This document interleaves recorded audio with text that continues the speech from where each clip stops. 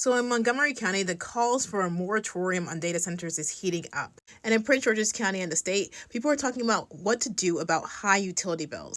My name is Jenny Bamboo. I'm the Maryland reporter for WAMU. I got 90 seconds to that follow button. Let's get into this. Let's start in Montgomery County. There were two bills up for public discussion today. One of them involved a task force to study data center development in the county. The second bill would change data center zoning, so basically where data centers can go up in Montgomery County. But throughout the discussion, I noticed that a lot of people kept asking for a moratorium. Basically, they want the county executive to say, pause for 6 months or so. We need to figure out the study and then continue the development.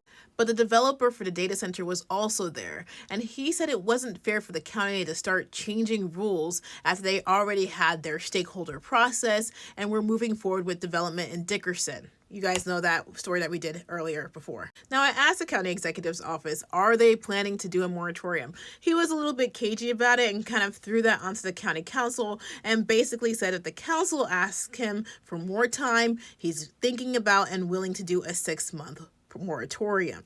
Now, I want to preface the other things by saying I'm doing a story on utility bills that's a bigger, deeper dive on this, so stay tuned for that. Now, at the state today, Governor Moore has been pushing this bill, which he says will help reduce utility expenses for residents.